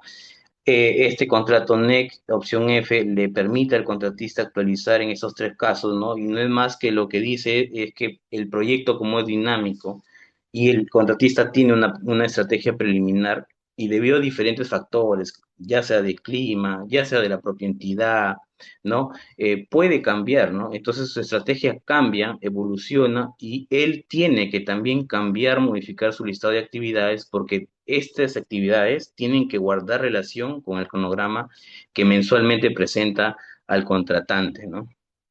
También nos cita las razones por qué el gerente de proyecto no debería aceptar esta propuesta de modificación del listado de actividades. Por ejemplo, dice, cuando no corresponde en las operaciones del cronograma aceptado, no evidencia actividades relevantes de real impacto en el desarrollo del proyecto. Cualquier cambio de precios por eventos compensables no se distribuye razonablemente entre las actividades que aún no han sido completadas. El contratista cambia el total de los precios cuando no tiene derecho a ello bajo este contrato, ¿no? Esto en la realidad pasa que estas razones no las tienen claras tanto el contratista como el contratante, ¿no? A veces el contratista pasa mucho que cambia su estrategia de construcción, ¿no? Tiene diferentes frentes, reorganiza, procuras adelantadas, ¿no? Pero cuando se olvida de actualizar su listado de actividades, ¿no? Y hay momentos en que ni el contratista ni el contratante se dan cuenta de eso, y cuando quieren valorizar es donde surge el problema, ¿no? Entonces, esto es muy importante que se tenga claro, porque el listado de actividades, si el contratista cambia alguna estrategia y la plasma en su cronograma, tiene que automáticamente solicitarle al gerente del proyecto la modificación del listado de actividades, ¿no? Esto es lo que puedo responderte, Nils, a la pregunta.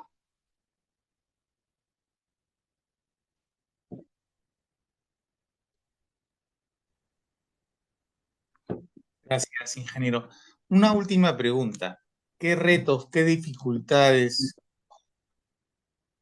plantea este contrato estandarizado al sector público en la ejecución?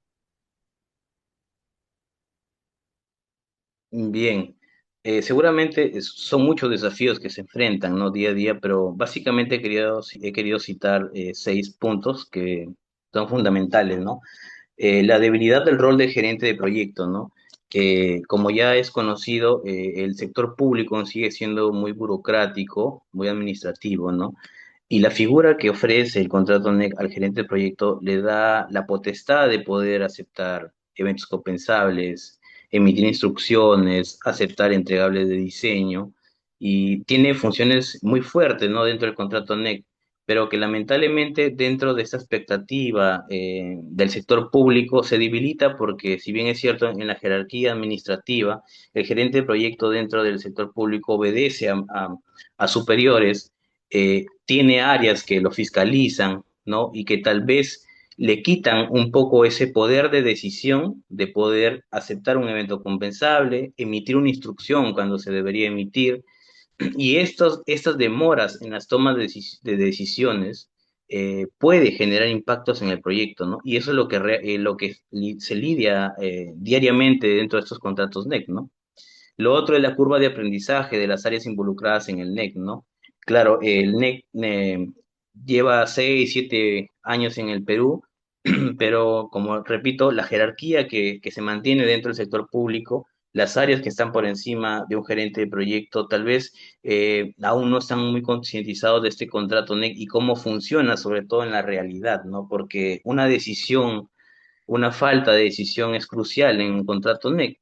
Nos puede llevar a impactos que van a generar tal vez daños económicos a la entidad o al propio contratista, ¿no? Y eso es lo que no se quiere, ¿no? Entonces, esto es un factor en contra para el contrato NEC dentro del sector público, ¿no? La gestión deficiente de alertas tempranas, ¿no? Mucho se habla de las alertas tempranas. Inicialmente recuerdo cuando comenzaban los NEC, los profesionales, ¿no? Pensaban que o tenían esa idea y hasta ahora quedan por ahí algunos que entienden mal el concepto de alerta temprana, ¿no?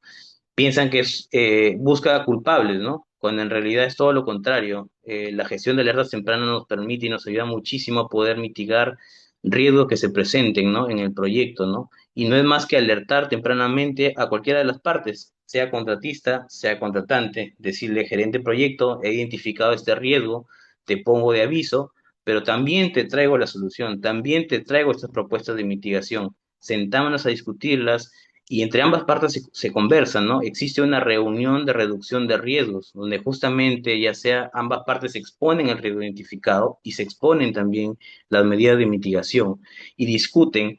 Y el objetivo único es encontrar acciones que nos permitan a ambas partes poder mitigar este riesgo.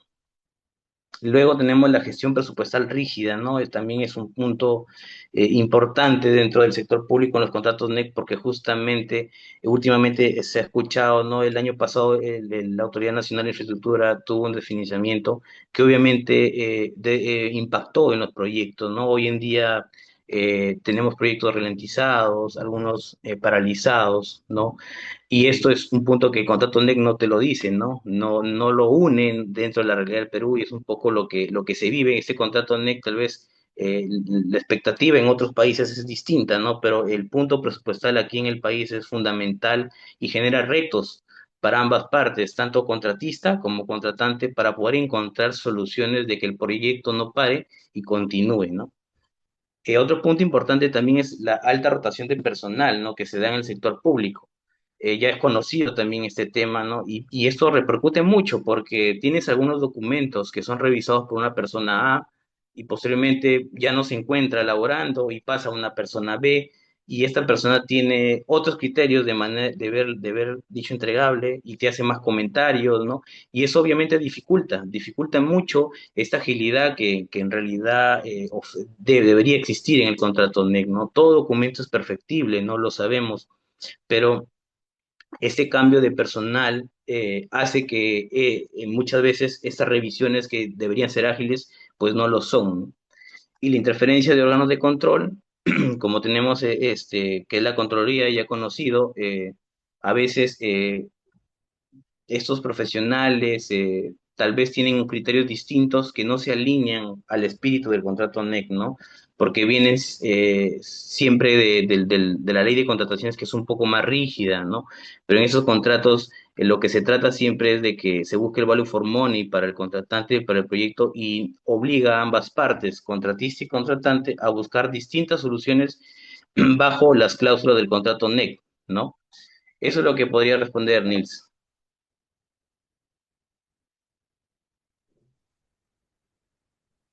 Gracias, ingeniero. Si me permite trasladarle algunas interrogantes de aquellos de los asistentes. Acá Abel Acuña le consulta, ¿los contratos NEC pueden utilizar fórmulas polinómicas para reajustes? Sí, sí utilizan, pero no es como tal una fórmula polinómica, están establecidos ya en el contrato, es una fórmula que lo da propiamente el contrato NEC, ¿no? Eh, es similar, pero sí existe una fórmula para poder reajustar. Ya. Gracias, ingeniero. A ver, una siguiente pregunta. Acá Kevin Walter Moscol Hidalgo nos consulta.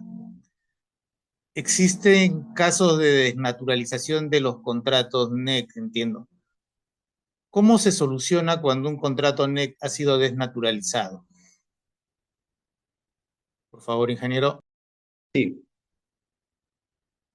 Sí, sí, claro, existen y como lo mencionaba, ¿no? Es parte de los retos que ambas partes asumen, tanto contratista como contratante, ¿no? Porque una cosa es lo que está en el contrato y otra cosa es la realidad que se vive día a día en los proyectos, ¿no? Pueden sacar leyes del Estado peruano que repercuten sobre el contrato NEC, ¿no?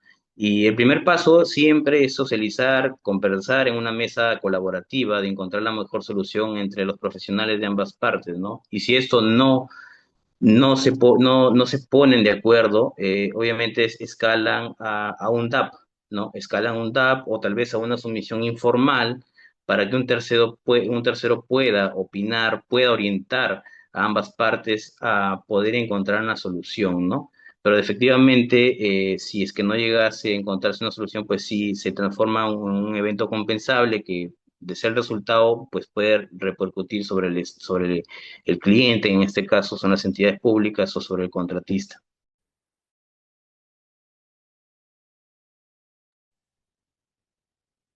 Gracias, ingeniero.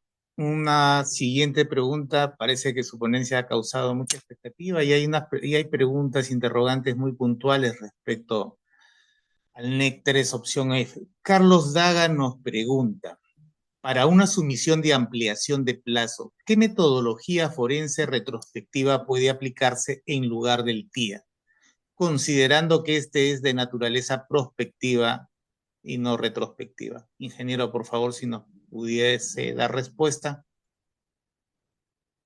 Sí, claro. Lo más utilizado en realidad es el TIA, ¿no? Es el TIA, pero también se puede utilizar el análisis de ventanas de tiempo, ¿no? Que es una metodología también muy válida y que se puede utilizar en las sumisiones. Pero lo que yo siempre recomiendo en este tipo de casos es que se analice mucho la cronología de los hechos, ¿no? ¿Por qué? Porque esto nos ayuda para poder evaluar y plasmar sobre todo el posible impacto en el cronograma, ¿no? Esto es fundamental. He participado y he visto casos donde simplemente, ya sea contratista o contratante, se enfocan simplemente en un análisis de impacto, pero hay un paso previo siempre de eso, ¿no? Que es la data, que es muy importante en este tipo de proyectos, ya sea por el tiempo que transcurren en los proyectos, pero esta data es sumamente importante porque teniendo esa trazabilidad, nos podemos ayudar ambas partes a poder tener una posición y poder encontrar una estrategia de dónde poder sustentar nuestra opinión ante un tercero, ¿no? Gracias, ingeniero. Una última pregunta, por favor. Luis Salazar consulta. En este tipo de contrato, ¿no es demasiada la responsabilidad del gerente del proyecto? Y consulta, una segunda consulta entiendo que es en tanto que es el único que aprueba las modificaciones, es decir, no, para él la consulta radicaría en saber si no es demasiada la responsabilidad que se le carga al gerente del proyecto y si es que el gerente del proyecto es el único que puede aprobar las modificaciones. Ingeniero, Sí, por favor. en efecto, sí, realmente es fuerte la responsabilidad que recibe el gerente del proyecto por parte del contratante en este caso, lo dice el contrato, ¿no? Tiene, por así decirlo, bastante poder dentro del contrato porque él es el actor principal, ¿no? Que representa al cliente y él, el único responsable de poder emitir instrucciones, aceptar diseños, aceptar causales de eventos compensables, aceptar cotizaciones revisadas o emitir su propia cotización, ¿no? Y en efecto sí, es grande la responsabilidad y no solamente la de él, sino también la del contratista, ¿no? Representado ya sea por su gerente de proyecto, por su jefe de sitio, ¿no? Pero sí, y lo que se trata sobre todo, más allá de mirar también las responsabilidades, es que lo que busca el NEC es que sean equipo, ¿no? Tanto contratista como contratante. Porque esa es la única manera de poder lograr el objetivo del proyecto, ¿no? Siempre se trata de evitar las disputas, pero no, obviamente que no faltan durante el desarrollo de un proyecto, pero se trata siempre de trabajar ambas partes como un solo equipo y no separados, ¿no? Bueno, se conoce en la ley de contrataciones que es un poco más aislado estas figuras, ¿no? Pero este trabajo colaborativo, esta flexibilidad que te da el contrato NEC, muchas veces en la realidad permiten buscar soluciones a los conflictos que se tienen, ¿no? Permiten buscar soluciones de tal manera que no se llegue a un DAB, ¿no? O un arbitraje, ¿no? Posteriormente.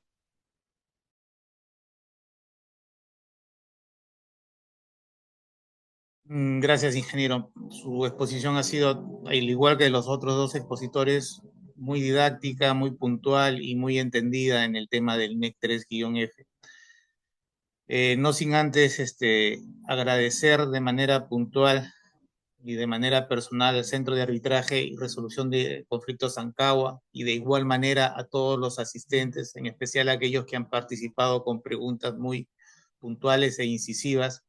Me permito expresar el agradecimiento a cada uno de los panelistas que el día de hoy nos acompañan por su tiempo, por su experiencia y las valiosas reflexiones que enriquecieron este espacio académico referido a los contratos estandarizados, este espacio académico que nos permite aprender un poquito más respecto a los contratos NEC y los contratos FIDI.